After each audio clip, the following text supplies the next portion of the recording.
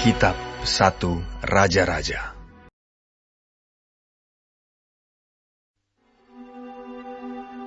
Dalam tahun ke-18 zaman Raja Yerobeam bin Nebat, menjadi rajalah Abiam atas Yehuda. 3 tahun lamanya ia memerintah di Yerusalem. Nama ibunya ialah Maakah, anak Abisalom. Abiam hidup dalam segala dosa yang telah dilakukan ayahnya sebelumnya, dan ia tidak dengan sepenuh hati berpaut kepada Tuhan, Allahnya, seperti Daud moyangnya. Tetapi oleh karena Daud, maka Tuhan Allahnya memberikan keturunan kepadanya di Yerusalem, dengan mengangkat anaknya, menggantikan dia, dan dengan membiarkan Yerusalem berdiri. Karena Daud telah melakukan apa yang benar di mata Tuhan, dan tidak menyimpang dari segala yang diperintahkannya kepadanya seumur hidupnya, kecuali dalam perkara Uria, orang Het itu. Dan ada perang antara Rehabeam dan Yerobeam seumur hidupnya. Selebihnya dari riwayat Abiam dan segala yang dilakukannya, bukankah semuanya itu tertulis dalam kitab sejarah Raja-Raja Yehuda? Dan ada perang antara Abiam dan Yerobeam. Kemudian Abiam mendapat perhentian bersama-sama dengan nenek moyangnya, dan ia dikuburkan di kota Daud. Maka Asa, anaknya, menjadi raja menggantikan dia. Dalam tahun ke-20 zaman Yerobeam, Raja Israel, Asa menjadi raja atas Yehuda. 41 tahun lamanya ia memerintah di Yerusalem. Nama neneknya yang perempuan ialah Maakah, anak Abisalom. Asa melakukan apa yang benar di mata Tuhan seperti Daud, bapa leluhurnya. Ia menyingkirkan pelacuran bakti dari negeri itu dan menjauhkan segala berhala yang dibuat oleh nenek moyangnya. Bahkan ia memecat Maakah, neneknya, dari pangkat ibu suri, karena neneknya itu membuat patung Asyera yang keji. Asa merobohkan patung yang keji itu dan membakarnya di lembah Kidron. Sekalipun bukit-bukit pengorbanan tidak dijauhkan, namun Asa berpaut kepada Tuhan dengan segenap hatinya sepanjang umurnya. Ia membawa persembahan-persembahan kudus ayahnya, dan persembahan-persembahan kudusnya sendiri ke rumah Tuhan, yakni emas dan perak, serta barang-barang lain. Dan ada perang antara Asa dan Baesa, Raja Israel, sepanjang umur mereka. Baesa, Raja Israel, maju berperang melawan Yehuda, dan ia memperkuat Rama dengan maksud mencegah lalu lintas kepada Asa, Raja Yehuda. Tetapi Asa mengambil segala emas dan perak yang masih tinggal dalam perbendaharaan rumah Tuhan dan dalam perbendaharaan rumah raja, dan menyerahkannya kepada pegawainya. Kemudian Raja Asa mengutus mereka kepada Ben-Hadad bin Tabrimon bin Hezion, Raja Aram yang diam di Damsyik, dengan membawa pesan, "Ada perjanjian antara aku dan engkau, antara ayahku dan ayahmu. Di sini kukirim kepadamu suatu bingkisan, yakni emas dan perak. Marilah, batalkanlah perjanjianmu dengan Baesa, Raja Israel, supaya ia undur daripadaku." Lalu Ben-Hadad mendengarkan permintaan Raja Asa. Ia menyuruh panglima-panglimanya menyerang kota-kota Israel, dan ia mengalahkan Iyon, dan Abel Bet Maakah, dan seluruh Kinerot serta seluruh tanah Naftali. Segera sesudah Baesa mendengar hal itu, ia berhenti memperkuat Rama dan ia menetap di Tirza. Tetapi Raja Asa mengerahkan segenap orang Yehuda, seorang pun tiada yang terkecuali. Mereka harus mengangkat batu dan kayu yang dipergunakan Baesa untuk memperkuat Rama. Raja Asa mempergunakannya untuk memperkuat Geba Benyamin dan Mispa. Selebihnya dari seluruh riwayat Asa dan segala kepahlawanannya dan segala yang dilakukannya dan kota-kota yang diperkuatnya, bukankah semuanya itu tertulis dalam kitab sejarah raja-raja Yehuda? Tetapi pada masa tuanya, ia menderita sakit pada kedua kakinya. Kemudian Asa mendapat perhentian bersama-sama dengan nenek moyangnya, dan ia dikuburkan di samping nenek moyangnya di kota Daud, bapa leluhurnya. Maka Yosafat, anaknya, menjadi raja menggantikan dia. Nadab, anak Yerobeam, menjadi raja atas Israel dalam tahun kedua zaman Asa, raja Yehuda. Ia memerintah atas Israel 2 tahun lamanya. Ia melakukan apa yang jahat di mata Tuhan, serta hidup menurut tingkah laku ayahnya dan menurut dosa ayahnya, yang mengakibatkan orang Israel berdosa pula. Dan Baesa bin Ahia dari kaum Isakar mengadakan persepakatan melawan dia. Baesa menewaskan dia di Gibeton yang termasuk wilayah orang Filistin, sedang Nadab dan seluruh Israel mengepung Gibeton itu. Baesa membunuh dia dalam tahun ketiga zaman Asa, raja Yehuda, dan menjadi raja menggantikan dia. Segera sesudah ia menjadi raja, ia membunuh seluruh keluarga Yerobeam. Tidak ada yang bernafas yang ditinggalkannya hidup daripada Yerobeam, sampai dipunahkannya semuanya, sesuai dengan firman Tuhan yang diucapkannya dengan perantaraan hambanya Ahia, orang Silo itu, oleh karena dosa-dosa yang telah dilakukan Yerobeam, yang mengakibatkan orang Israel berdosa pula, oleh sebab sakit hati yang ditimbulkannya pada Tuhan, Allah Israel.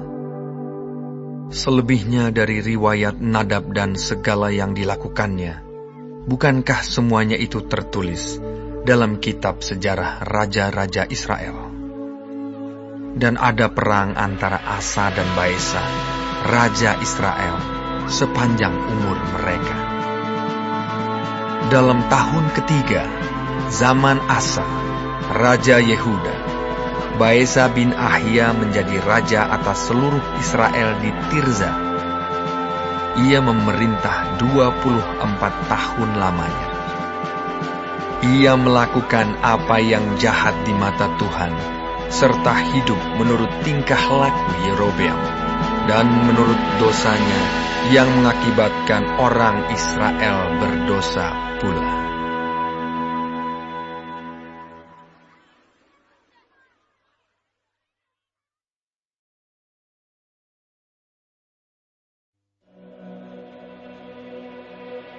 Kemudian datanglah firman Tuhan kepada Yehu bin Hanani melawan Baesa.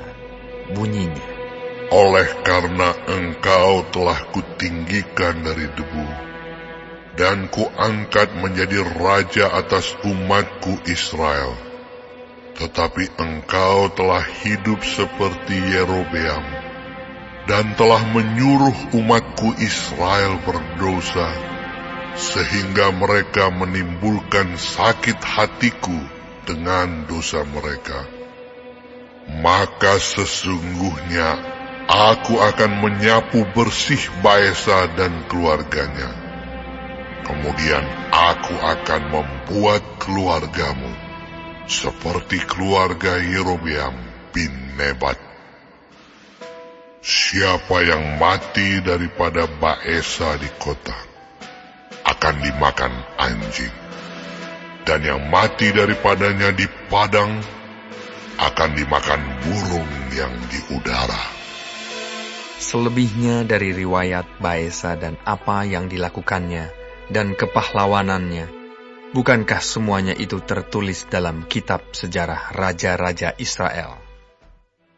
Kemudian Baesa mendapat perhentian bersama-sama dengan nenek moyangnya, dan ia dikuburkan di Tirza. Maka Ela, anaknya, menjadi raja menggantikan dia. Juga dengan perantaraan Nabi Yehu bin Hanani, firman Tuhan telah datang melawan Baesa dan melawan keluarganya. Baik karena segala yang jahat yang telah dilakukannya di mata Tuhan, sehingga ia menimbulkan sakit hati Tuhan dengan perbuatan tangannya. Dan dengan demikian menjadi sama seperti keluarga Yerobeam, maupun oleh karena ia telah membunuh Yerobeam. Dalam tahun ke-26 zaman Asa, Raja Yehuda, Ela, anak Baesa, menjadi raja atas Israel di Tirza. Ia memerintah 2 tahun lamanya. Zimri, pegawainya yang menjadi panglima atas setengah dari pasukan kereta, mengadakan persepakatan melawan dia. Ketika ia minum-minum sampai mabuk di Tirza, di rumah Arza yang menjadi kepala istana di Tirza, datanglah Zimri, lalu membunuh dia dalam tahun ke-27 zaman Asa, Raja Yehuda, dan ia menjadi raja menggantikan dia. Pada waktu ia menjadi raja itu, segera sesudah ia duduk di atas tahtanya, ia membunuh seluruh keluarga Baesa. Tidak ada seorang laki-laki pun daripadanya yang ditinggalkannya hidup, juga kaumnya dan teman-temannya. Demikianlah Zimri memunahkan seluruh keluarga Baesa, sesuai dengan firman Tuhan yang diucapkannya kepada Baesa dengan perantaraan Nabi Yehu. Oleh karena segala dosa yang telah dilakukan Baesa dan Ela anaknya, yang mengakibatkan orang Israel berdosa pula, sehingga mereka menimbulkan sakit hati Tuhan, Allah Israel, dengan dewa-dewa kesia-siaan mereka. Selebihnya dari riwayat Ela dan segala yang dilakukannya, bukankah semuanya itu tertulis dalam kitab sejarah raja-raja Israel? Dalam tahun ke-27 zaman Asa, Raja Yehuda, Zimri menjadi raja. Ia memerintah 7 hari lamanya di Tirza, sedang rakyat berkemah mengepung Gibeton yang termasuk wilayah orang Filistin. Setelah rakyat yang berkemah itu mendengar orang mengatakan, Zimri telah mengadakan persepakatan, dan ia pun telah membunuh raja. Maka pada hari itu juga, di tempat perkemahan, seluruh Israel menobatkan Omri, panglima tentara, menjadi raja atas Israel. Kemudian Omri dengan seluruh Israel maju dari Gibeton, dan mereka mengepung Tirza. Segera sesudah Zimri melihat bahwa kota itu telah direbut, masuklah ia ke dalam puri istana raja, lalu membakar istana raja itu, sedang ia sendiri ada di dalamnya, dan ia mati. Oleh karena dosa-dosa yang telah dilakukannya dengan melakukan apa yang jahat di mata Tuhan, serta hidup menurut tingkah laku Yerobeam dan menurut dosa Yerobeam yang mengakibatkan orang Israel berdosa pula. Selebihnya dari riwayat Zimri dan persepakatan yang diadakannya, bukankah semuanya itu tertulis dalam kitab sejarah raja-raja Israel? Pada waktu itu bangsa Israel terbagi 2. Sebagian dari bangsa itu mengikuti Tibni bin Ginat dan bermaksud mengangkat dia menjadi raja, dan sebagian lagi mengikuti Omri. Tetapi rakyat yang mengikuti Omri lebih kuat daripada rakyat yang mengikuti Tibni bin Ginat. Sesudah Tibni mati, maka Omri menjadi raja. Dalam tahun ke-31, zaman Asa, Raja Yehuda, Omri menjadi raja atas Israel, dan ia memerintah 12 tahun lamanya. Di Tirza, ia memerintah 6 tahun lamanya. Kemudian ia membeli gunung Samaria daripada Semer dengan 2 talenta perak. Ia mendirikan suatu kota di gunung itu dan menamainya Samaria, menurut nama Semer, pemilik gunung itu. Omri melakukan apa yang jahat di mata Tuhan, dan ia melakukan kejahatan lebih daripada segala orang yang mendahuluinya.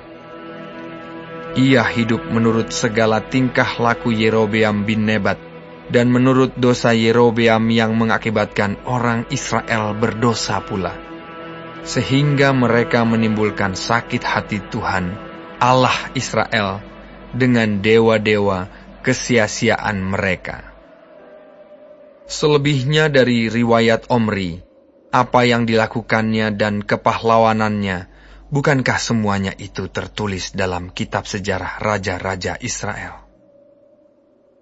Kemudian Omri mendapat perhentian bersama-sama dengan nenek moyangnya, dan ia dikuburkan di Samaria.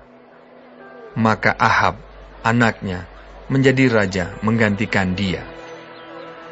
Ahab, anak Omri, menjadi raja atas Israel dalam tahun ke-38 zaman Asa, Raja Yehuda. Dan Ahab bin Omri memerintah 20 tahun lamanya atas Israel di Samaria. Ahab bin Omri melakukan apa yang jahat di mata Tuhan, lebih daripada semua orang yang mendahuluinya.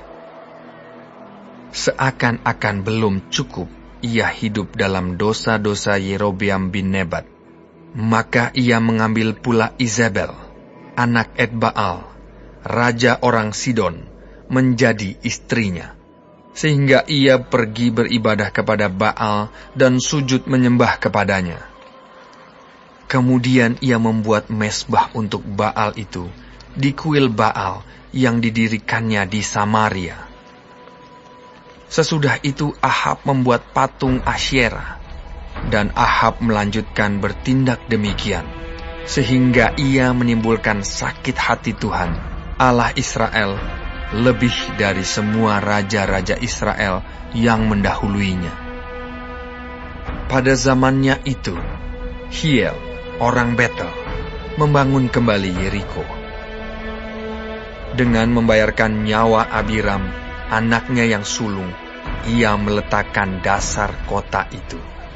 Dan dengan membayarkan nyawa Segub, anaknya yang bungsu, ia memasang pintu gerbangnya, sesuai dengan firman Tuhan yang diucapkannya dengan perantaraan Yosua bin Nun.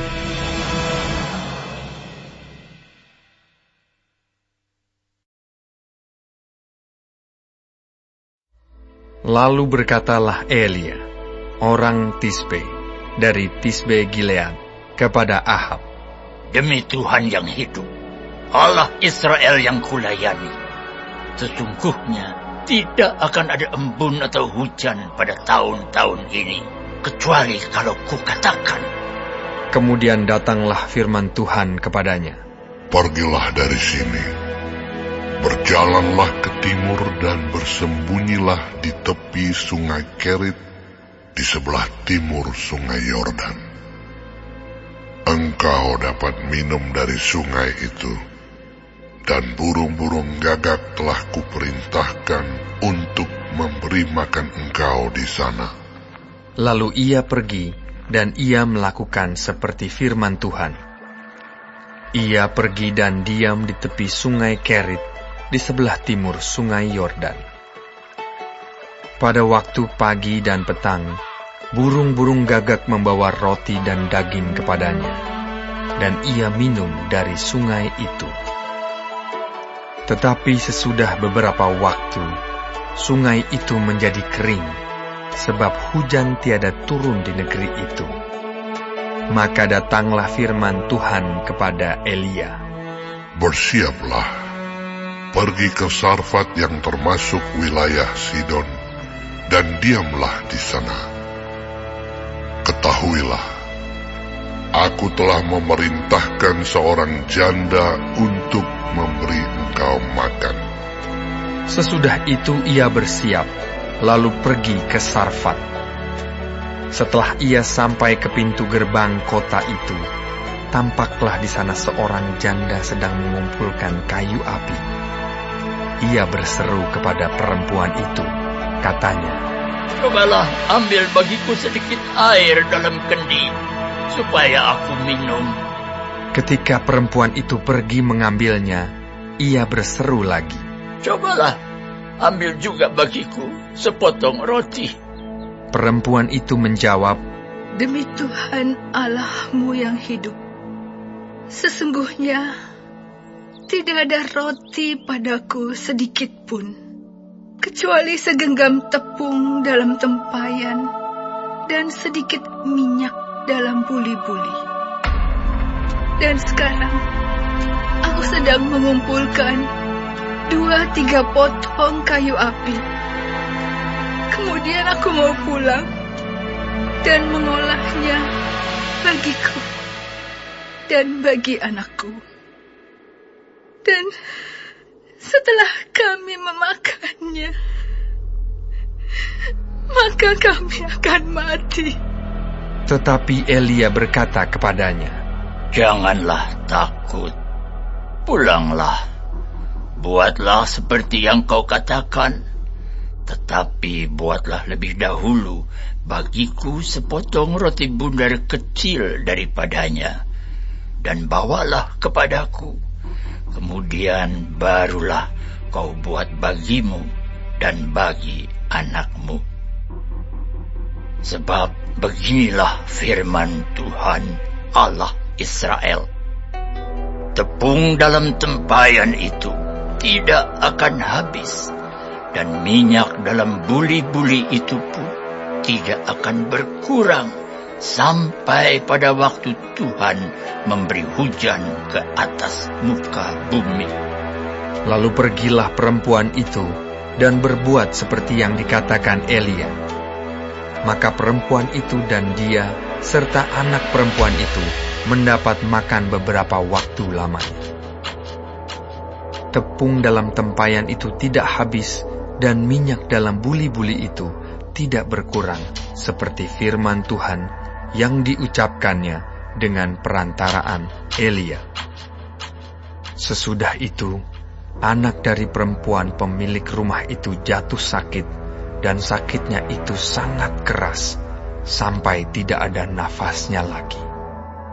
Kata perempuan itu kepada Elia, "Apakah maksudmu datang kemari, ya abdi Allah? Singgahkah engkau kepadaku untuk mengingatkan kesalahanku dan untuk menyebabkan anakku mati?" Kata Elia kepadanya, "Berikanlah anakmu itu kepadaku." Elia mengambilnya dari pangkuan perempuan itu dan membawanya naik ke kamarnya di atas dan membaringkan anak itu di tempat tidurnya. Sesudah itu ia berseru kepada Tuhan, katanya, "Ya Tuhan Allahku, apakah Engkau menimpakan kemalangan ini atas janda ini juga, yang menerima aku sebagai penumpang dengan membunuh anaknya?"